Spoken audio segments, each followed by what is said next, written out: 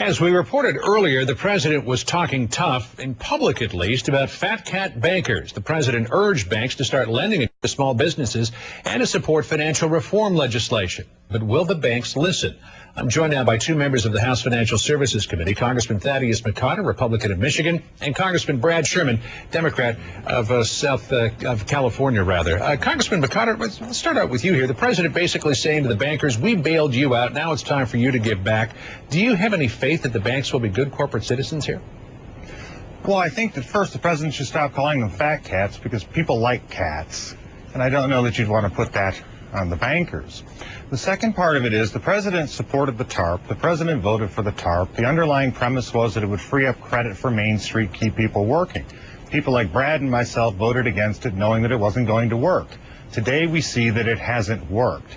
Now, the moral suasion on the president's part, I think, can only be helpful. I'm not going to knock him for that. But you have to look at the underlying premise of TARP, which at the present time is recapitalizing these financial institutions, and knowing that when financial institutions recapitalize, they're not going to be putting out money and incurring more liabilities. That has to change. Right. Congressman Sherman, do you agree that the TARP hasn't worked? There are plenty of people who are associated with the program who say it has in fact worked.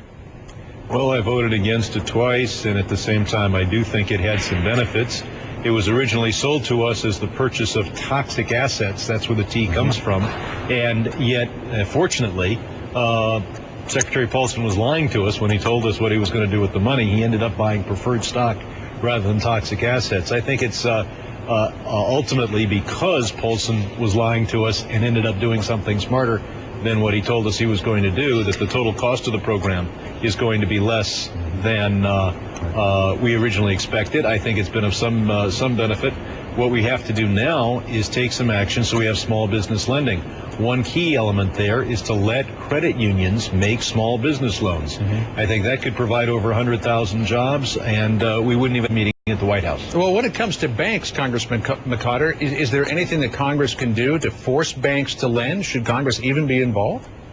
Well, one of the things that we should look at is, as Brad pointed out, is ways that we can get credit unions to continue to help with this. They've been very good, responsible citizens throughout in trying to make business loans and loans for consumer purchases. Community banks themselves are under enormous pressure from federal regulatory agencies. Community banks, which did not cause the problem, in terms of these regulatory agencies coming in and demanding that they sell many of their assets, mark them down, sell them at fire sale prices, and then try to desperately recapitalize. In my home state of Michigan, that's very difficult for them to help step up to the plate.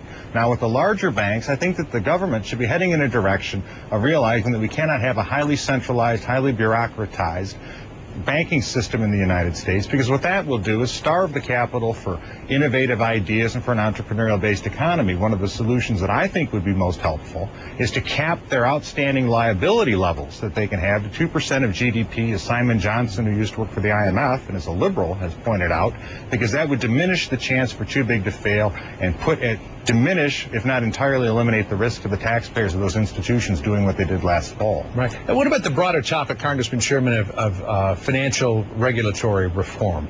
The bill was passed in the House. It's now in the Senate. Will be taken up next year, identifying firms that are too big to fail, subject them to new oversight, other measures.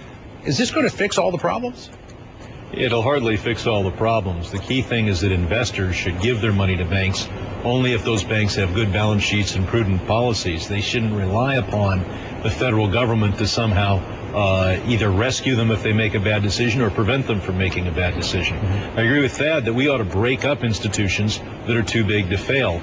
And this bill that we just passed in the House, chiefly with Democratic votes, gives the regulators the right to do it, but I would agree with Thad that a 2% limit on total liability Americans, that is to say, you shouldn't owe Americans more than 2% of what this whole country produces in a single year, would be a good absolute limit on the size of these banking institutions. Well, Congressman McCotter, as you know, the banking industry is lobbying heavily against new regulation, and there's a sense among some people, at the very least, that Wall Street doesn't seem to learn lessons or ignores lessons that it should learn. Paul Krugman in the New York Times had an interesting column on Sunday in which he quoted Pulitzer Prize-winning author Upton Sinclair saying, quote, "It's difficult to get a man to understand something when his salary depends on not understanding it." Well, I think that would tie in with your last story about the raises for government workers at the very time that people on Main Street in the private sector are losing their jobs. So what you have to remember, though, John, is with this situation, Government has also helped contribute to this problem. Now, with the bill before us, I believe it creates a system where you have a permanent bailout in place with one individual or a couple individuals with the ability to make a discretionary determination as to whether something's too big to fail or whether it's not, and then how to deal with it. I would like to see the cap on the 2% of liabilities. I'd like to see a mandatory breaking up of institutions that are too big to fail that go past that requirement. That would diminish the government's messing around in the private sector, but it also provides certainty that no one can ever put the taxpayers in this position again. All right. Congressman Thad McCotter and Brad Sherman, thanks for joining us tonight. Really appreciate you coming in. Thank you. Good to be with you. And this just in.